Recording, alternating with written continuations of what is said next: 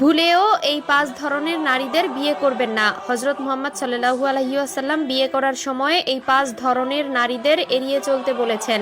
স্ত্রী শুধু আপনার দুনিয়ার জীবন সঙ্গী নয়, আপনারা যদি জান্নাতি হন, আপনার স্ত্রী আপনার জান্নাতের সঙ্গী হবে। উত্তম লোকেরা নারীদের সম্মান করে আর অধম লোকেরা নারীদের অসম্মান করে। প্রিয় নবীর এই হাদিসটি আপনি অবশ্যই শেয়ার করে দিবেন, যেন আপনার অবিবাহিত ভাই ও বোনেরা দুজনেই সতর্ক হতে পারে। প্রিয় নবীর কোনো হাদিস আপনি মানুষের মধ্যে শেয়ার করলে তার প্রতিদান আপনি হাসরে পাবেন। যারা বিয়ে করেননি তারা অবশ্যই ভিডিওটি সম্পূর্ণ দেখবেন, এবং যারা বিয়ে করেছেন তাদের স্ত্রীর মধ্যে এই 5 ধরনের লক্ষণ আছে কিনা অবশ্যই মিলিয়ে নিবেন, তাহলে সত্য মিথ্যা যাচাই করতে পারবেন। তো সেই 5 ধরনের নারী কারা, চলুন জেনে আসি।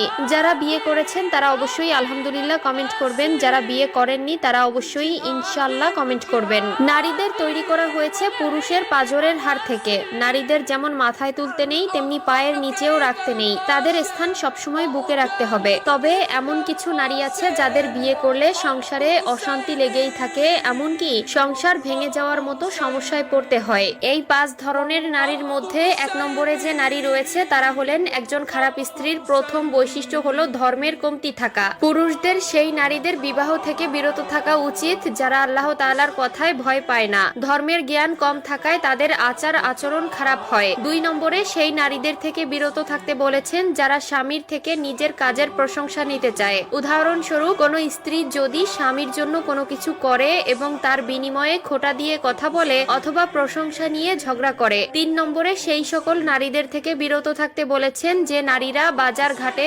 অযথা ঘুরে বেড়ায় এবং উচ্চস্বরে কথা বলে ও উচ্চস্বরে হাসাহাসি করে। 4 নম্বরে সেই নারীদের থেকে বিরত থাকতে বলেছে যারা নিজের মুখ এবং কাপড়ের সৌন্দর্য বৃদ্ধি করার পেছনে সময় ব্যয় করে। এমন নারী আজকাল অনেক রয়েছে যারা দিনরাত 24 ঘন্টা বাজার ঘাটে ঘুরে বেড়ায়, নিজের সৌন্দর্যকে বৃদ্ধি করার জন্য অনেক কিছু অ্যাপ্লাই করে, নিজেকে স্মার্ট দেখানোর জন্য স্মার্ট কাপড় চোপড় ব্যবহার করে। নবী আমাদের জন্য উত্তম স্ত্রী বাছাই করতে বলেছেন। দেরি করে হলেও একজন উত্তম স্ত্রী জীবনে আনার চেষ্টা করবেন। একটা কথা মনে রাখবেন, একজন চরিত্রহীন নারী কখনোই উত্তম হতে পারে না। স্ত্রী এমন হতে হবে যে আপনাকে জান্নাতে যাওয়ার জন্য সহযোগিতা করবে।